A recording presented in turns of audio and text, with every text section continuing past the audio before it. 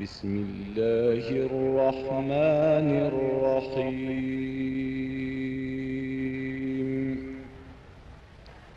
وقال نسوة في المدينة امرأة العزيز تراود فتاها عن نفسه dafay am lu nga xam ni foog am ñuy taxaw yàlla jaarale ca la mu ciy jaarale na ñu ñoo tuddee les altermondialistes maanaam xam nga moo tax baatu tubaab ak baatu arab bokkul baat bi gàtt na ci tubaab les altermondialistes te bu dee ci arab dañuy wax al mujtamaul madani al alami bëdd al awlama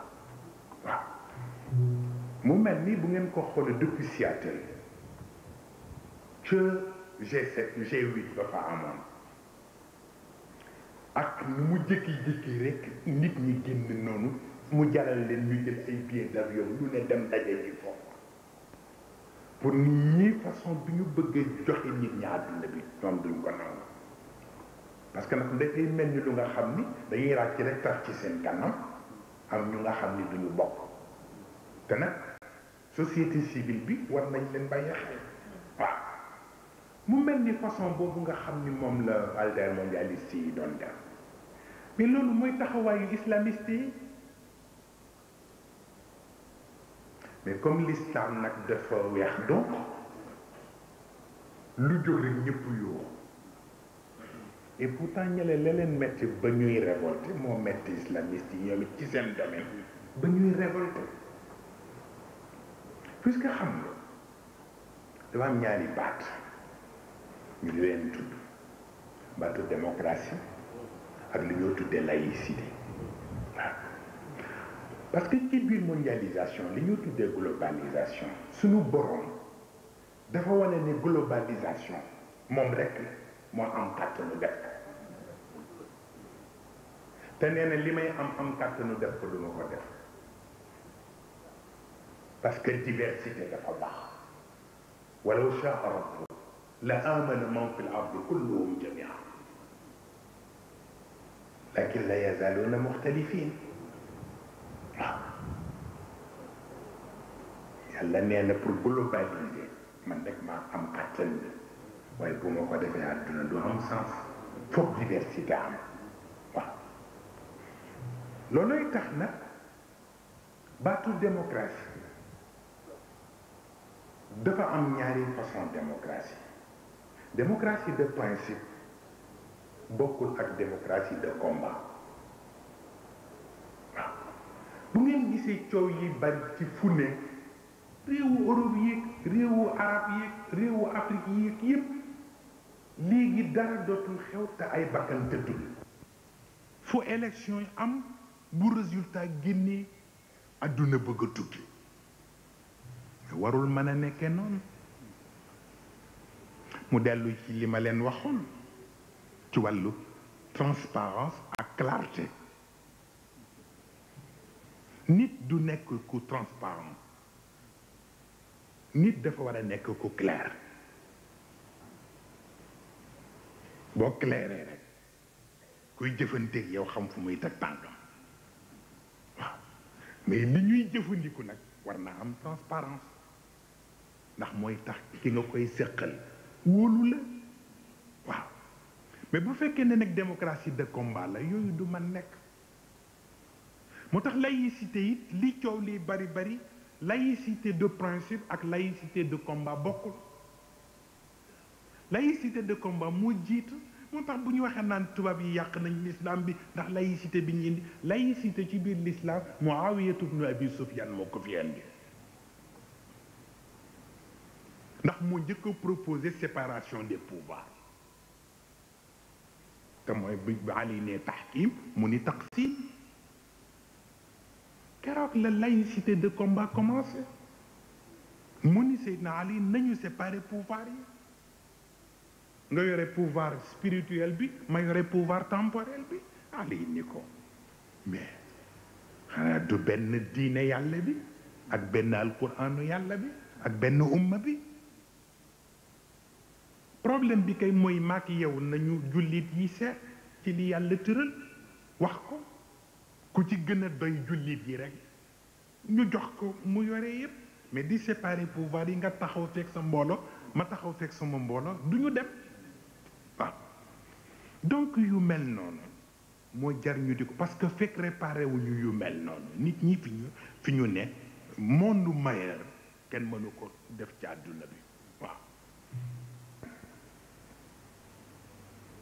ñoom ñu ni daal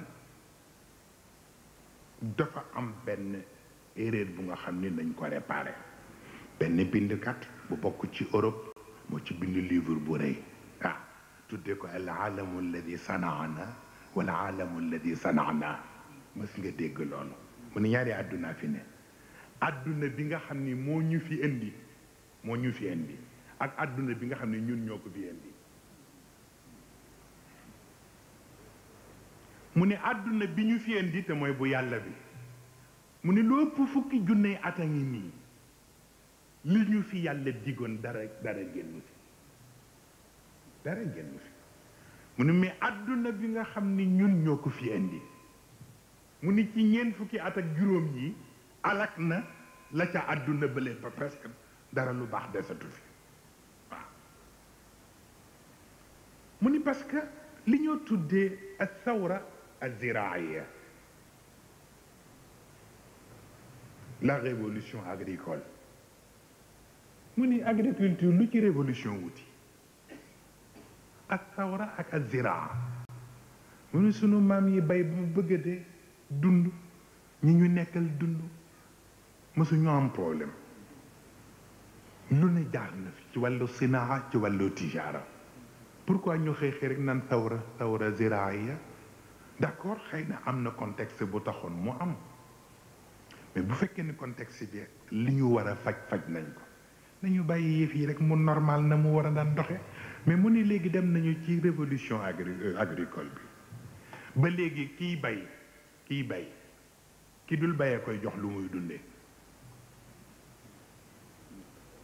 loolu juunuwul nga dem ba yow yaay bay yow mi bay ki dul bay moo lay jox looy dundee mais kooku contradiction gënu ko rëy waaw te noonu la amee ci yi ci des yëpp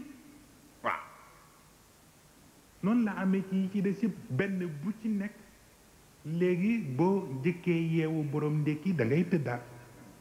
waaw a ngi koy wax xale bi mu réew ba bëgg a dee ma ne ko gis nga wàllu sharia lu yéeme la ma ne ko sharia iftaar lay tudd waaye ñun nag futuur la ñuy def waaw ndeysaan ci koor koor dañ naan la nga dog sa koor rek waaye kii ne nga dog sa koor nga fas yéene waxtu yi nga lekkul woon yëpp nga lekk ko ci benn waxtu ba boogee naafila sax naafila ba xaw a doy waar waaw looloo tax li góor gi junj ci gàmmu gi muy lu am solo ni mag ñi dañ la daan wax ni bul niinal sa bàmmeel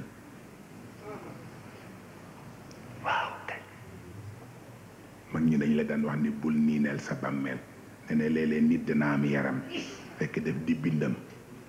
parce que gènes yi ci moom c'est héréditaire waaye léeg-léeg nit am yaram fekk nday joorama topp sa nday joor ba tabarkalla xam naa nag am na njaayeen yu may xool ak njóobeen yu may xool ay saan daan na tabarkalla lu ci nekk rek dañoo wax juste milieu bi yonent bi doon wax xayrul umuri awsatuha waaw mu mel ni kon nag loolu góor gi waxoon ci ni les années passent et d'autres viennent avec leur cortège de réalité. Mieux vaut rester dans ses gardes pour ne pas tomber dans le piège. jamono bu nekk ak la ko yàlla booleel mu ànd ak moom moo tax foog nga teey boo bëggee jëlee réalité beneen jamono ne danga koy attee jamono bi te fekk am na réalité ba noppi rek boo tuul nga juum loolu moo dal tubaab yi ci wàllu l'islam parce que ni ñu fexe ba isoler christianisme réalité ba mu taseeloon ak contexte ba bokkul ak bii ñu bëgg nag ci même méthode bi nag ñu isolé ko l'islam te fekk ñaari religion yi bokkuñu ay mbir puisque xam nga lu tax dañuy jaawale identité ak particularité. L'islam identité ci jullit yi ci seen bopp la nekk waaye en tant que civilisation et en tant que culture buy évoluer avec les événements avec les bouleversements moment bu nekk ak ni muy particularisé woo moo tax nag boo bëggee jaawale nag particularité boobu dafa ni mooy identité bi foog nga juum waaw loolu mooy tax nag nit ñi di war di seetlu yu bare fan yi ñu ngi ciy soow ba ci wàllu presse ci wàllu média yi li ñoo soow ak li ñoo dal ci kaw l'islam ak li ñoo tuddee waxoon naa ko fi yaakaar naa daaw xawma daaw jëkk l'islam des clichés ñuy tudd le rôle polytechnique de la caméra waaw ndax léegi caméra yi lu ne lay liggéey léeg-léeg nga gis ñu nangu dara fekk nañ leen ko présenté ak image nañ ko monté moo tax ñu nangu ko waaw moo tax nag di ci tey di baax waaw ndax lii benn journaliste la de nekk ci TF1 ñu invité ko ci émission religieuse bi antenne 2 di def par dimanche parce que dimanche religion yëpp la ñuy passé bu bouddhisme mooy njëkk a passé bu ñu paree teg ci bu l'islam bu ñu paree teg ci bu judaïsme bu ñu paree teg ci bu christianisme mais protestants yi ñuy jiitu après les orthodoxes soog a ñëw bon ñu soog a def le jour du Seigneur mais ci bu émission islamique bi moom journaliste bi def ci wax bu am solo ñu laaj ko waa média bi ni ñu def l'islam beeg léegi ak caricature yi Serigne Cheikh daal mosuma gis mukk nit ku mel ni moom damay waxtaan ak moom ci affaire caricature yi ni ko dafa am njaboot yoo xam ne bi mu amee dañuy ñëw saisir ma ni ma ñëpp ngi réagir ndax caricature yi te Moustarchidine waxul dara ma ne leen man dama am kilifa duma réagir taxawuma lan la xalaat ma ñu demee ma ci waxtaan mu ni ma Moustapha ma caricature mu ni ma du wax ci caricature gis nga ñi fiy soow fi ñëpp naan l'islam lañuy waxal di mer caricature ñoom ñëpp ay caricature lañu waaw mais loolu foog nga dégg ko xamit dimension bi mu ko waxee waaw maanaam bu fekkoon ni la ñu waroon doon nañ ko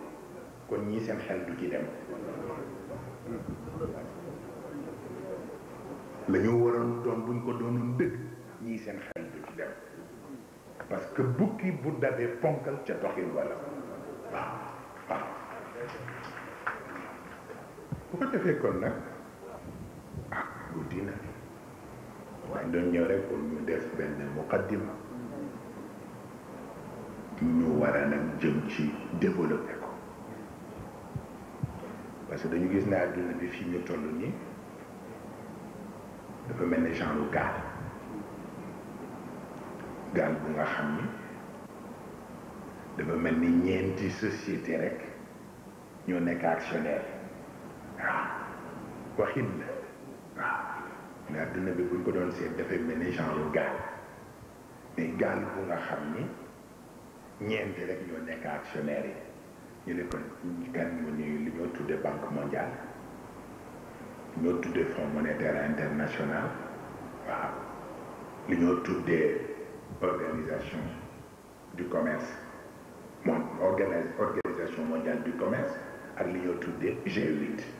waaw donc ñeenti yi dafa mel ni ñoom rek ñoo nekk ay actionnaire téye àdduna bi luñ fi dogal kenn du ko fi def waaw mu mel ni nag yooyu yëpp nag ak façon bi ñu ko war a interpréter ci suñu wàllu borom mu mel ni bu ñu fàttalikoo tuuti en 1993 ca place de France ca Thiès dafa mel ni am na luñ ci jotoon waxtaane ak it tëralin yi ci nag ban façon lañ lay bàyyee nga dundee ko waaw am na yuñ ca waxtaane la waaye dinañ ci dellu si waaye dugalaat ko ci cadre alquran comme ni suñu borom waxee innama mathalul xayati dunia kama in anzalnahu min as-sama yàlla mooy doxale noonu di ñu jàngal rek ni est-ce que du ngeen toog ba ci yàgg asamaan wàcce ndox ngeen jékki-jékki gis suuf di sax ay gàncax gàncax ya di dem di màgg ba naat nit jël wàllam jur jël wàllam nga toogaat ba ca yàgg la naatoon ñu doon ko gis muy rafet mu xëy rekk nekk mboob waaw ñu dem xambe ko waaw yàlla ni ku ci xalaat tuuti daa am loo mën a interpréter àdduna waaw mu mel ni nag wallaay am nga ku nga xam ne bu àdduna yàqoo itam na def jomam moom ci bañ a yàqu or que àdduna du yàqu yaquluuna zamanu bihi fasadu wa hum fasadu àdduna du yàqu nit mooy yàqu yàqale àdduna waaw mu mel ni nag bu àdduna yàqoo da ngay dugg ci cadre damaana bële moo gën nga dem assurer sa bopp ci afaman kaana mayitan fa ahyaynaahu wa ja'alnaa lahu nuuran yamshi bihi fi nnaas kaman mathaluhu fi zulumaati laysa bi xaarijin minhaa waaw bokkul waaw maanaam mooy baatu rek cay fatin yi bokkul waaw ko defee kon nag li waykat bi wax ni ma lazzatul ayshi illa sohbatul fuqara humu salaatinu wassadaatu wal umara am na ñoo xam ni seen ànd rek a neex waaw ku ànd ak ñoom dootoo naw buur ku ànd ak ñoom dootoo naw dammel ku ànd ak ñoom dootoo naw borom alal ku ànd ak ñoom dootoo naw borom daraja parce que fu ñu leen yóbbaale la kon nag ilayka bi sirril kainaati tawassuli wa sirri sadal qur'ani yowma tanazzuli wa salaamu aleykum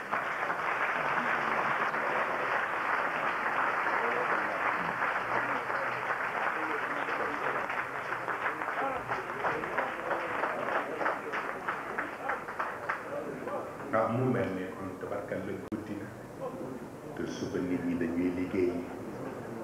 jàng ñaan gi noonu fatiha lii lay fi Qurayshin juróom-ñett ayatul kursi falaqi ak naasi salaatu ala nabi bu nit man ku man def salaatul fatiha nga def salaatul fatiha ñu def ko hadiya yonent bi dugal ci yéene yi yëpp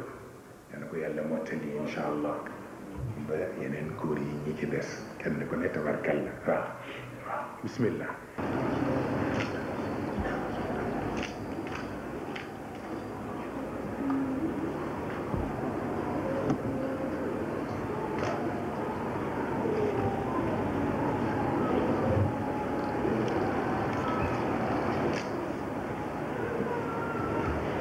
dama fàtte woon ne suñu mbokku gendarme yi ñuy dimbale suñu mbokku waa sécurité yi yëpp tabarkal ñu leen di sant bu baax a baax jërëjëf